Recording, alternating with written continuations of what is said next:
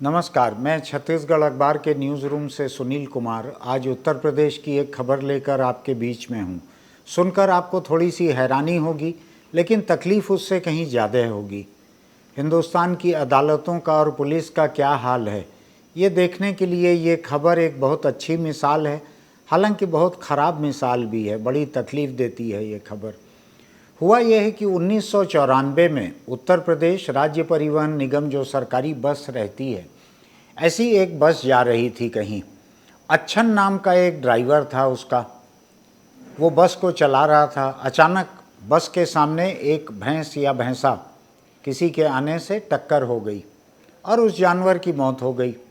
सड़कों पर जानवर किस तरह से मंडराते हैं, किस तरह से रहते हैं, कैसे दौड़ते हैं, भागते हैं, बीच में आते हैं, सबका देखा हुआ है। ये जगह जगह होता है। बहुत कम प्रदेश ऐसे होंगे जहाँ पर ये न होता हो। विदेशी हिंदुस्तानी आते हैं तो देखकर हैरान रह जाते हैं। उनको भरोसा नहीं होता है कि जानवर इस तरह से सड़कों पर रह सकते हैं।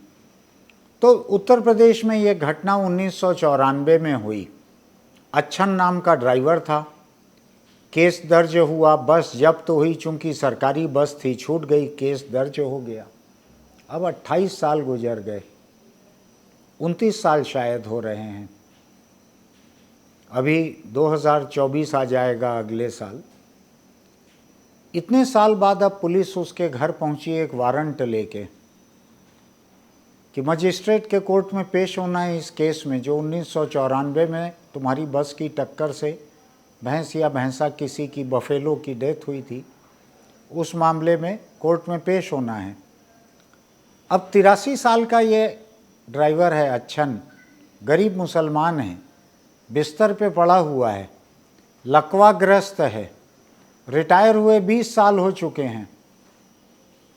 अब पुलिस पहुंची है उसको लेके जाने के लिए, वारंट लेकर। दूसरे शहर का मामला था, बीमार इतना पड़ा हुआ था, बुजुर्ग हो गया था, बिस्तर में पड़ा था, कोर्ट में पेश नहीं हुआ होगा, कोर्ट में मामला चलते रहा होगा, पड़े रहा होगा। अब 28 साल बाद 83 साल के एक बुजुर्ग गरीब ड्राइवर को, लकवाग्रस्त को ले जाने के लिए पुलिस आई। उसकी हालत देखी तो पुलिस को समझ आया कि इसको तो लेके जाना ज़्यादा मुश्किल होगा, तो वारंट छोड़ दिया, वहाँ सूचना छोड़ दी कि खुद ही होके पेश हो जाना कोर्ट में, नहीं तो गिरफ्तार करने के लिए फिर आना पड़ेगा। मैं अदालत के इस हाल को देख रहा हूँ। 2094 में भैंस मरी, आज 28 साल के बाद उस ड्राइवर की गिरफ्तारी के लिए पुलिस जा रही है, वारंट जारी हो रहा है। उसकी उम्र भी अदालत के रिकॉर्ड में लिखी होगी, हर एक की जात, उम्र, पता, हुलिया सब कुछ लिखाता है रिकॉर्ड में। क्या अदालत खुद होकर नहीं सोच सकती थी इस बारे में? क्या ऐसे कुछ मामले नहीं होने चाहिए जिस पे अदालतें खुद फैसला लें? दूध में मिलावट का फैसला 27 साल बाद 3 महीने की कैद। ऐसे बहुत सारे मामले, हर साल 10-20 खबरें ऐसी देखने मिलती हैं मुझको। मैं सोचकर हैरान होता हूँ कि क्या ऐसे कोई पैमाने हिंदुस्तानी अदालतों में नहीं होने चाहिए कि ये खतरनाक मुजरिम नहीं है, कोई एक समय का हादसा हुआ है, कोई एक समय गलती हुई है, 25-30 साल पुराना मामला है, उसको और क्या चलाना, उसको ख़त्म करो मामले को। लेकिन ऐसी कोई व्यवस्था हमारे कानून में नहीं है कि अदालत किसी मामले को ख़त्म कर दे। अगर कोई कानूनी प्रावधान ऐसा होगा भी तो मैंने अभी तक सुना नहीं है कि जज ने खुद होकर मामले को ख़त्म कर दिया कि इसमें ज़रूरत से ज़्यादा देर हो गई है, जिसके खिलाफ़ मामला है वो ज़रूरत से ज़्यादा बीमार है। कई मामलों में तो लोगों को उठा के अदालत के कटघरे में ले जा के रखना पड़ता है, उनको बिठा भी नहीं सकते हैं, ज़मीन पे रखना पड़ता है, कोई कुर्सी तो मिलती नहीं है, तो उनको रखते हैं अदालत के कटघरे में। ऐसे भी लोग रहते हैं, उनको कैसे जेल ले जाएंगे? जेल में कौन 4 लोग उनको उठा के पखाने ले जाएंगे? मैं नहीं जानता ऐसे मामलों में क्या होता है अदालत में, जेल में, लेकिन ऐसी खबरें आते रहती है। 25 साल 30 साल बाद छोटे छोटे से मामले उसमें। अब एक सरकारी बस जो चला रहा है ड्राइवर, मेरी समझ ये कहती है कि उससे अगर कोई ऐसा हादसा हुआ है सड़क के ऊपर तो उस मामले को तो सरकारी बस कंपनी को लड़ना चाहिए था, उसको, इस ड्राइवर को तो लड़ना भी नहीं चाहिए था। ये तो सरकारी बस को चला रहा था, ऐसा भी नहीं था कि दारू पीकर बस का टक्कर कहीं कर दिया हो। तो ये एक मामला हुआ। अब मैं ये सोचता हूँ कि अदालतों की हालत क्या है। मेरे को 2021 का एक आंकड़ा अभी एक अचानक सरसरी नज़र में देखने मिला। हिंदुस्तान की अदालतों में 4.5 करोड़ से ज़्यादा मामले पड़े हुए हैं। 4.5 करोड़ से ज़्यादा मामले पड़े हुए हैं। और 2021 का ये आंकड़ा बताता है कि हर मिनट 23 मामलों की भीड़ बढ़ जा रही है। हर मिनट 23 मामले बढ़ रहे हैं। आप इसको 24 घंटे, उसको 60 से गुणा कर दीजिए, उसको 23 से गुणा कर दीजिए और देखिए कि ये हर महीने और हर बरस ये कितने बढ़ते चलेंगे। इसी किस्म का हाल हाई कोर्ट और सुप्रीम कोर्ट का है।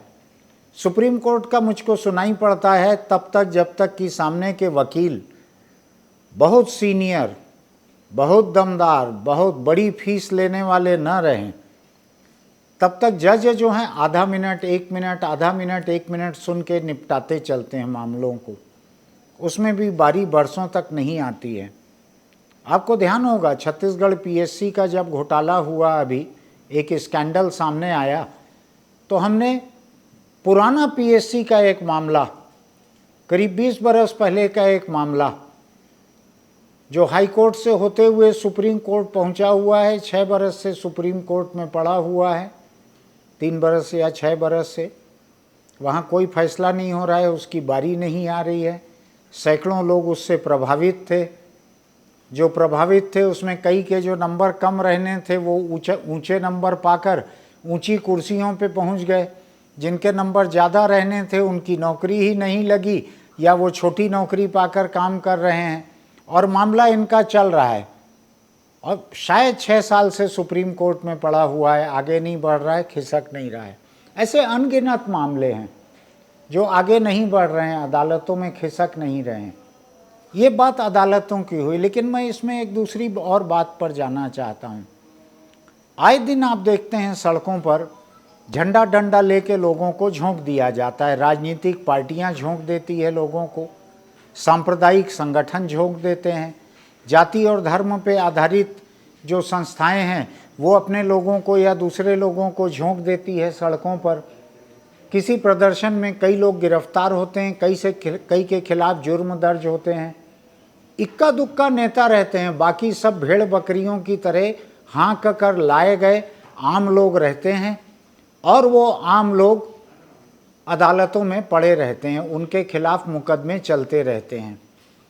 मैं ये सोचता हूँ कि इस तरह के कानून को तोड़ते हुए इस तरह लोगों को झोंक देना, जिसको कि एक लोकतांत्रिक अधिकार का प्रदर्शन बताया जाता है। बड़े लोग, ताकतवर लोग अपनी आला औलाद को नहीं झोंकते हैं। देश के जितने बड़े नेता हैं उनके बच्चे विदेशों के अलग अलग विश्वविद्यालयों में पढ़ रहे हैं, सबके नाम सहित आते हैं आंकड़े। और वो लोग जो हैं आम लोग, आम बेरोजगार यहाँ के, जिनको रोजगार नहीं दे पा रही हैं सरकारें, उनको प्रदर्शनों में, आंदोलनों में हमला करने में, भीड़ हत्या करने में झोंक देते हैं। और वो आम लोग जो हैं वो थोक के भाव में अदालत में भीड़ भी बढ़ाते हैं और थोक के भाव में अदालतों में परेशान भी होते घूमते हैं। उस बीच अगर उनकी कोई सरकारी नौकरी लगने की गुंजाइश निकलती है, कोई इम्तिहान वो पास कर लें, वो फिज़िकल फिटनेस की एग्ज़ाम पास कर लें और सरकारी नौकरी मिलने की बारी आ जाए उनकी, तो उनको नौकरी नहीं मिल सकती। इसलिए नहीं मिल सकती नौकरी कि उसमें लिखा रहता है कि कोई अदालती मामला चल रहा है क्या, पुलिस में कोई मामला है क्या। और सरकार नौकरी देने के पहले उन लोगों से जानकारी भी लेती है और पुलिस से भी जानकारी लेती है कि क्या इसके खिलाफ कोई मामला दर्ज है क्या। तो जिन बेरोजगारों को, जिन छात्रों को, नौजवानों को ऐसे झोंक दिया जाता है अलग अलग आंदोलनों में, वो अदालतों की भीड़ भी बढ़ा रहे हैं और अपनी नौकरी की संभावनाएं भी खो रहे हैं। अदालत में धक्के खाएंगे वो अलग है। किसी दिन जब वो 83 साल के हो जाएंगे, लकवाग्रस्त रहेंगे, तो 28 साल पुराने किसी मामले में इसी तरह पुलिस उनको ढूंढते हुए पहुंचेगी कि कोर्ट में पेश हो, नहीं तो जेल चलो। मामले खत्म नहीं होते हैं अदालतों से, मामले चलते रहते हैं। आप ये सोचिए, मैं खुद गाड़ी चलाता हूँ अपनी, और सड़कों पे देखता हूँ कितने ही जानवर सामने आते हैं। जानवर ही क्या, जो शहरी लोग जो गाड़ियाँ चलाते हैं वो जानवरों से बदतर गाड़ियाँ चलाते हैं। वो सामने आते रहते हैं लापरवाही से, गलत तरीके से, गलत तरफ से, हर किस्म से।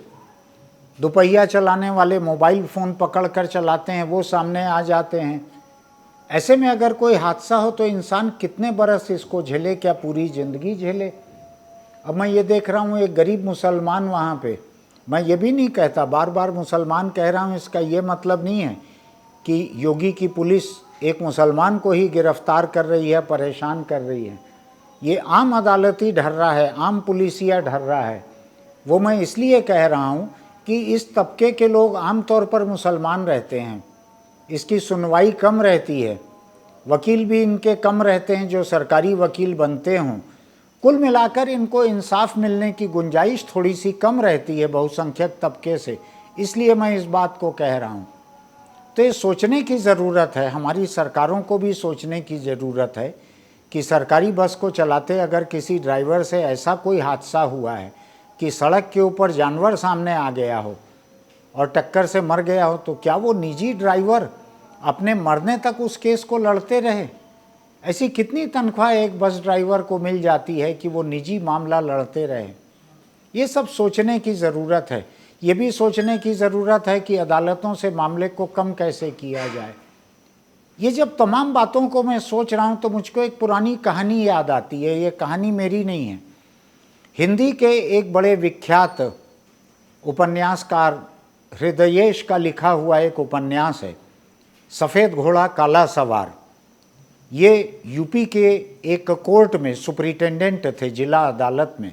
तो उन्होंने अदालत के कामकाज को बड़े करीब से देखा था।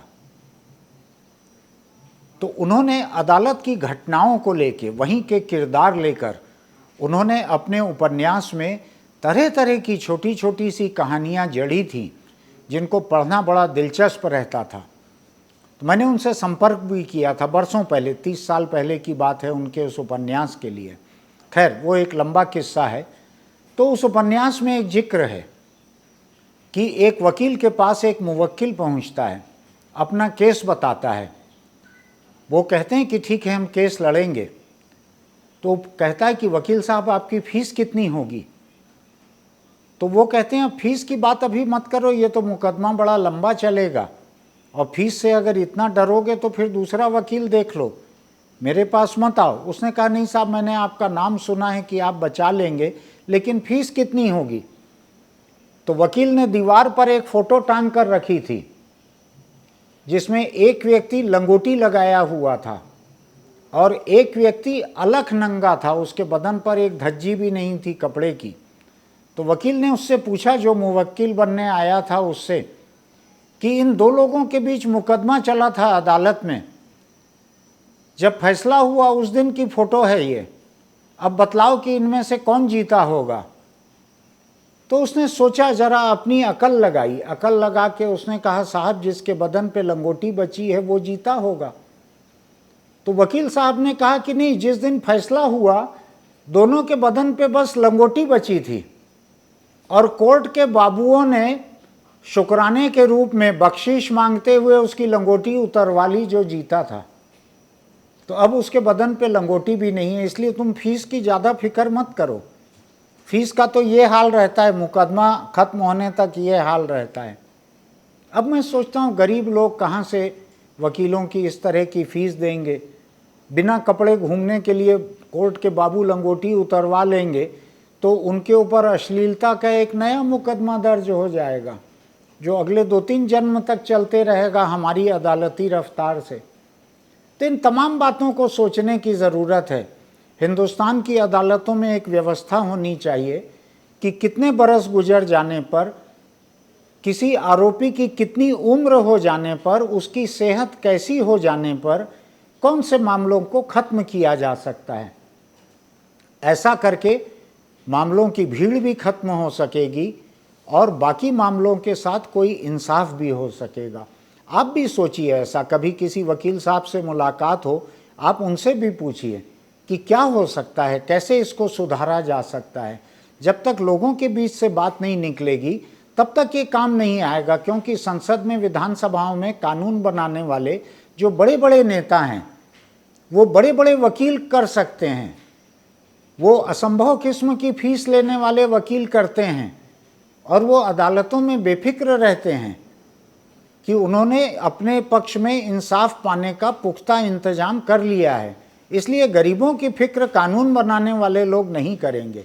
संसद और विधानसभाओं में करोड़पति और अरबपति लोगों का अनुपात बढ़ते चल रहा है, वहाँ से कोई इंसाफ का कानून नहीं बन सकता। ये लोगों के बीच से ही बात उठनी पड़ेगी। तो आप सोचिए इस बारे में, जब वकील मिलें, जब और लोग मिलें, बात कीजिए कि कैसे देश में एक कानून की ज़रूरत है जो ऐसे फालतू के मुकदमों को ख़त्म कर सके, गरीब, बीमार, बूढ़े को राहत दे सके, ताकि बाकी मामलों के लिए अदालतों के पास समय हो सके। फिर मिलते हैं। आपको अगर हमारे वीडियो अच्छे लगते हैं, सब्सक्राइब कीजिए, नोटिफिकेशन की बटन दबाइए, इसकी कोई फीस नहीं है।